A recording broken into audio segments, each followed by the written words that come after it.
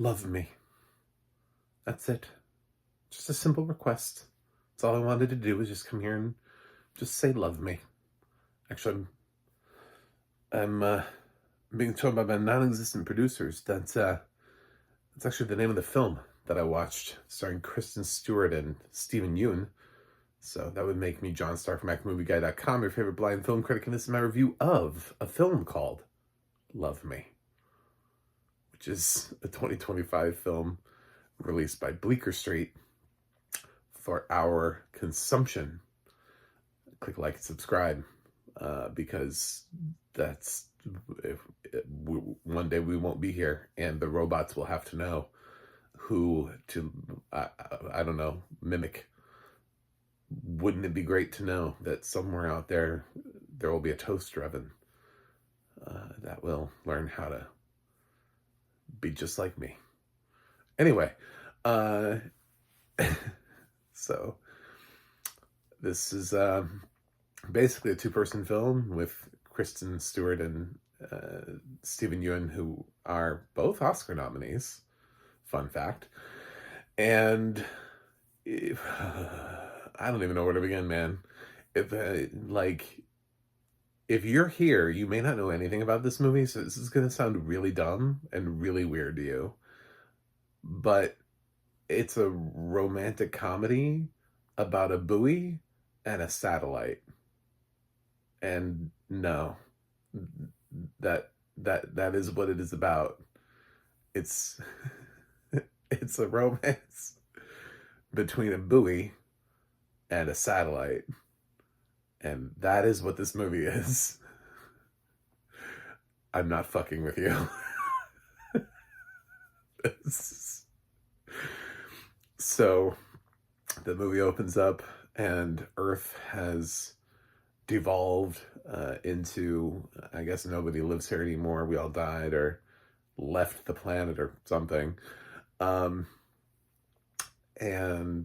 there's a buoy that is, I guess, solar powered and able to stay alive and is scanning and is on Earth, kind of looking for, in this icy landscape, looking for signs of life or getting a signal or whatever. And up in the sky, there's a satellite that keeps kind of pinging and searching for life too. And at some point their signals cross and the satellite wonders if he's found life, and the buoy is like, what is life?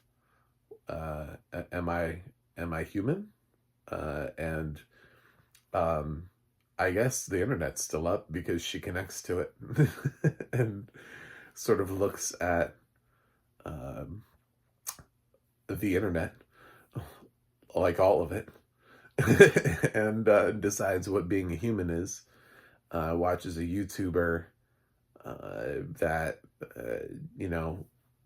is sort of like a self-help coach, which is played by Kristen Stewart. And so she takes on this personality that is of that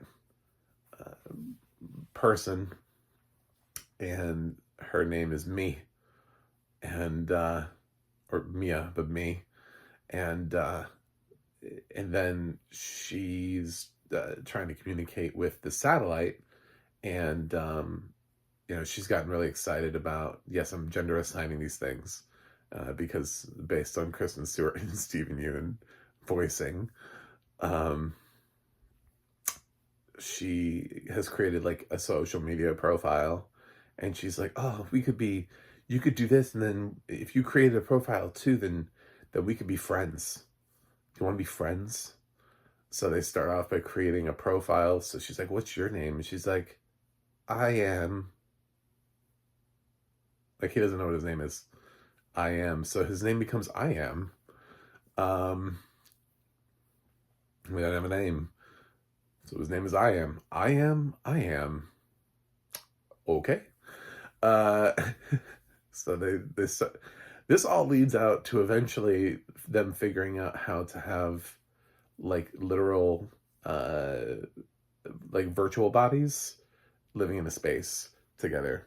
and going through a relationship and being able to sort of summon a virtual world for themselves where she looks like Kristen Stewart and he looks like Stephen Yuen, and they're living out their lives in their apartment that's weird and generated, and they have a dog.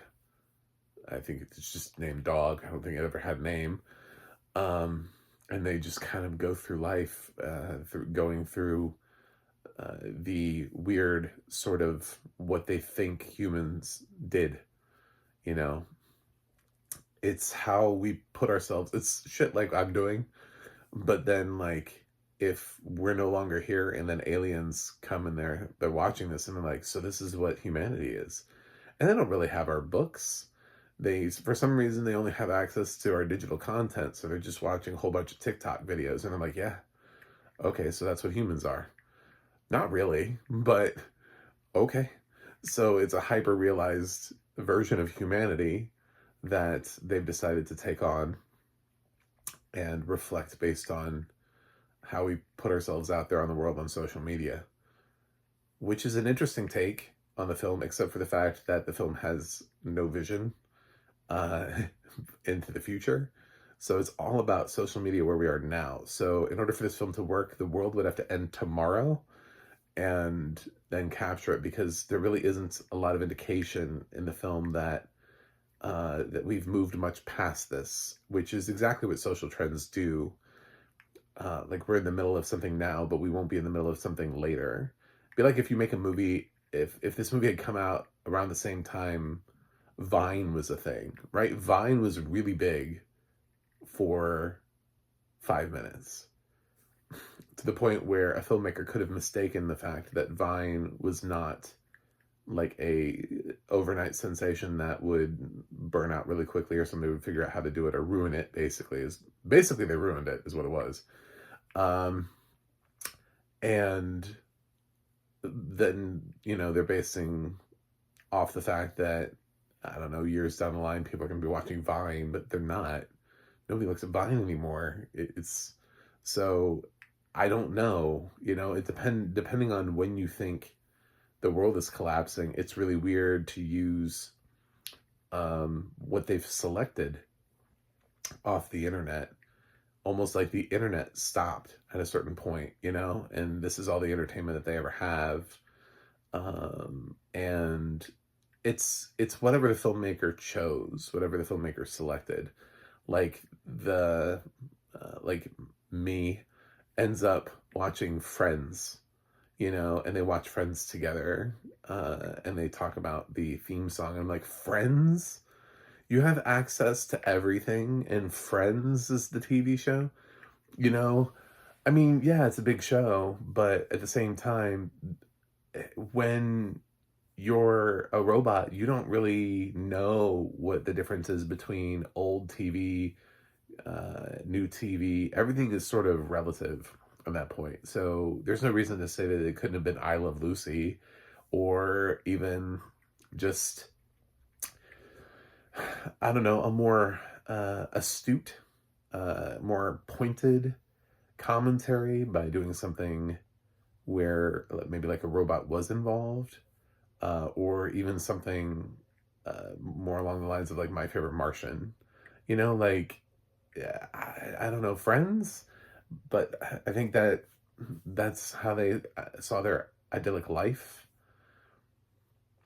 Kind of makes for a weird choice, and I don't mean this in a bad. I'm trying not to mean this in a weird way, but if your idyllic life that you're shaping things off of is like the entirely white cast of Friends, and how do we get Stephen Yuen as the personification of me, of Ian?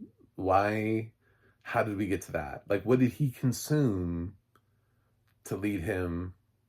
I think it would have been hilarious if he consumed The Walking Dead. That's just me. Like, since these people are essentially looking like they're celebrities, why don't just go ahead and tackle it and say that these people, like, that people watched Kristen Stewart? I don't know, the thing watched Twilight, and it is Kristen Stewart. You know what I'm saying? Like, she took Kristen Stewart's body. I think that's far more interesting of a perspective, is that this Buoy fell in love with Twilight, and that's how we got to Kristen Stewart. Then the Buoy watched all of the YouTube videos and found some random, you know, and then they watched Friends and Stephen Yuen appears. I don't know, man. You know, I just think that there's a different way to approach how you're scraping through social media the way that you're doing it, especially considering I think you mean to be further in the future than tomorrow, and it's really hard to do that if there isn't any social media of the future, which is hard for you to like predict what that's going to look like. And some films try to do that, but it all ends up looking like kind of what we're doing right now, because it's hard to predict what the innovation of social media will be. Like, who's going to be the next platform, what's going to come along, and can somebody evolve social media into something else? Arguably the newest form of social media is Bluesky, which is, you know, basically Twitter. So I don't know. Maybe we've run out of ways of evolving social media and this is all we've got. So I don't know, but yeah, or Blue Sky, whatever. I think it's a fun movie. It's certainly, you know, in a day and age when we have things that feel like that they're constantly falling off the conveyor belt of been there, done that. And I've got a film where I get to come on here and tell you that there's a romance between a buoy and a satellite. I kind of love that. But it's when you get into the meat and potatoes of it, you know, the actual, okay, so how do they learn to become human? And then you realize it's very surface level. It's not really a deep question that was asked.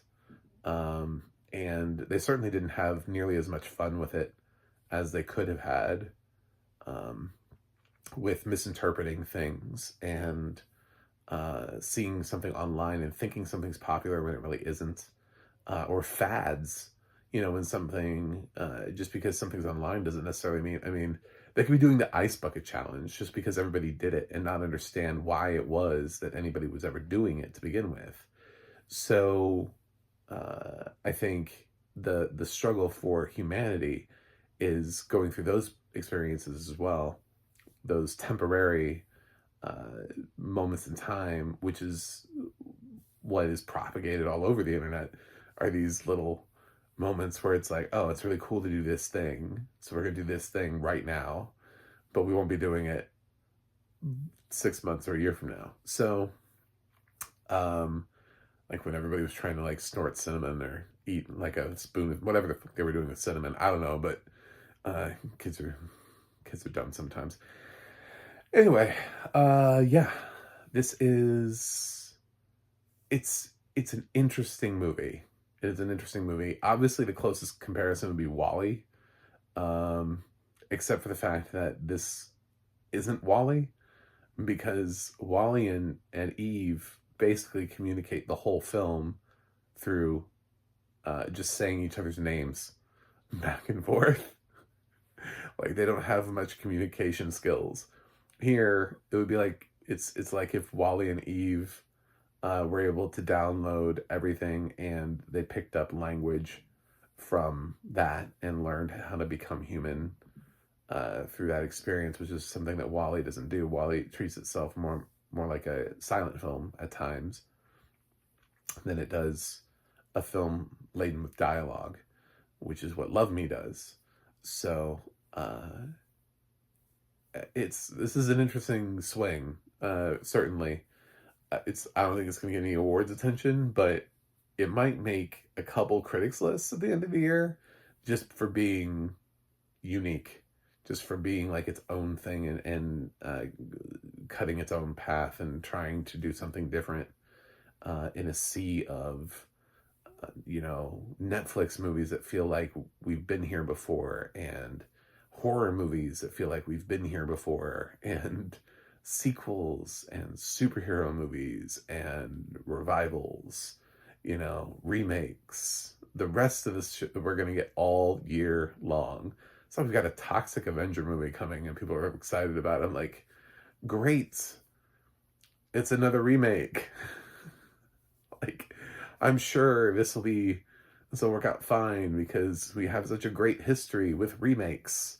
It's I mean, sure, every once in a while something kills if the right director is chosen for it, but most of the time, So the fact that somebody was willing to take this swing and make this film and they got a budget for it, hell yeah. Hell to the yeah. It also has audio description done by Descriptive Video Works. So the audio description was really pretty good the whole time. There isn't a whole lot to the movie. It's basically two people. So, and for a while it's a buoy and a satellite before they manifest bodies, before Kristen Stewart and Yuen are actually in the movie themselves, being able to do anything. There's a great sequence where Yuen is kind of like trapped in this virtual apartment, and he's running around trying to figure out how to do things and sort of losing his mind, going stir crazy. Cabin fever, I guess, would be another word, inside this apartment, and trying to figure out like what to do, and to see essentially what is a satellite going through these emotions is entertaining, and to see Yuen sort of interpreting that, but to hear the audio description about him like running through and like tearing apart the walls, and he's running through and he's punching his fists at the ceiling, and like he's, I don't know, some sort of like dance craze. I thought the segment was done really well. There's a really rapid sequence that ends up involving like other people for like a really brief, like 60 seconds and we're done type of thing. Like, so for like a minute of the movie, they go through sort of like a rapid regression of a moment in time, like a big life moment that you would go through. And to do that, they have these extra people that come in as these other things, but they're all brief. So it's like, a waiter passes by, like it's all of this like really quick sort of fast paced speeding up of a relationship between these two people. So lots of great opportunities for audio description excellence. And while I wasn't familiar with either the writer or the narrator to the point where I recognized either of those names, I thought they did nice work. I thought it was a well-executed audio description track, and I was able to understand a movie about a buoy and a satellite. So, kudos. It's not my favorite movie of the year, but I kind of respect the hell out of it for attempting to be a romance about a buoy and a satellite, and for coming out as good as it is, because it kind of sounds ridiculous. It kind of sounds like an elevator pitch where somebody just giggles and like walks away from you, and like you keep trying to pitch it to people, and you're like, I have an idea for a movie, a buoy and a satellite. Don't laugh. A buoy and a satellite fall in love. So, yeah, I'm glad it got made, but I'm gonna give Love Me a B. I think it's good. Yeah, I think it's fine. I think it's interesting, and that is the best compliment I can give it, is that it feels unique and interesting. So, thanks for watching, thanks for subscribing, and I'll see you guys on the other side.